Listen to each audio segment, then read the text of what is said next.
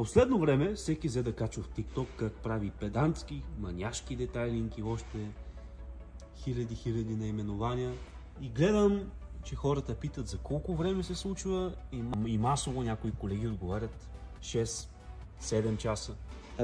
Или ние сме некадърни, или не знам, друго обяснение нямам. При нас е около 2 дни това нещо. Но за педантски детайлинг може да считаме ето това. След малко и мокета излиза навън, защото виждате в какво състояние е колата. Цигарки, капачки, мухъл, доста така приятен, биричка, шишета. Свалили сме и стоповете, за да изчистим кълта и мизерията тук отзад. Свалили сме и страниците в багажника, защото и насам малко си плава водичка. Не знам, някой се опитал да е перели. Наводнена ли е? Нямам обяснение. Но е много зле положението.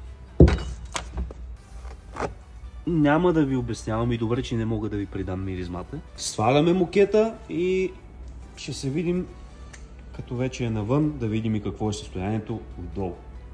Иначе ето го целия инвентар. Седалките също са много зле.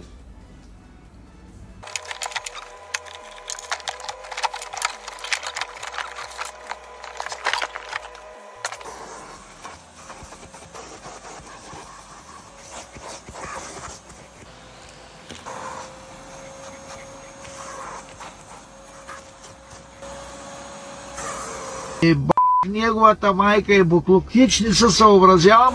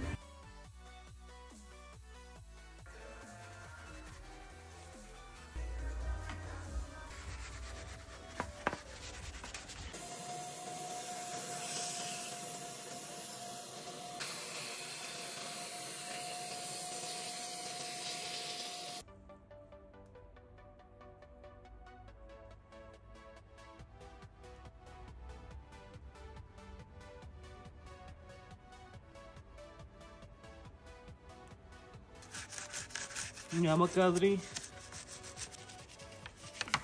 И за свежа миризма в купето и матова визия на пластмасите. Това е топ продукта. Може да го купите от магазина Автокер с промокод Detailing10 и колите стават като нови. А колко свежо мирише, не е истина. Его и тук на по-голямата пластмаса.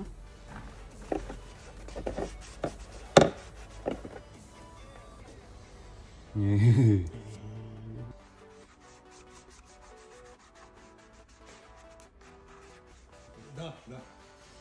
Още, че после Маринчо трябва да го прави.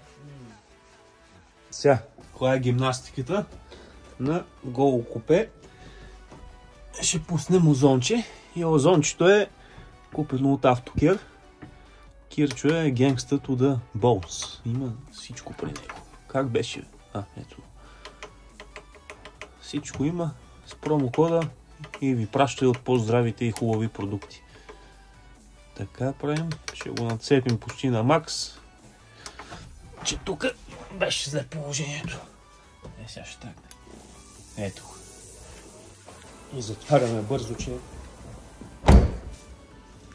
Хайде, че мръсни стъкло.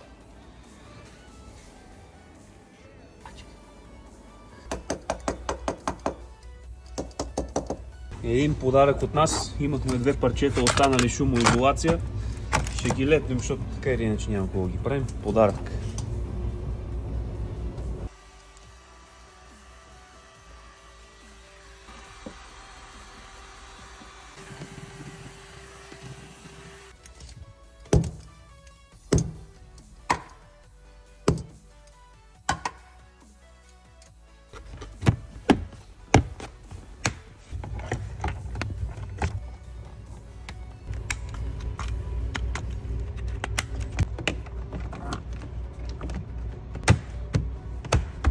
Сега каква е гимнастиката?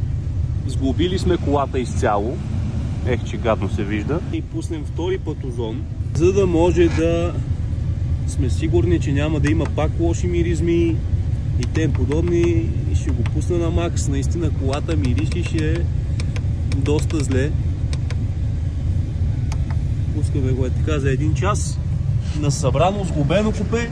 И е много интересно как има хора, които не продължават да разбират как при някои други хора услугата е 6 часа ден, при нас работим 2 човека и 2 дни правим колата.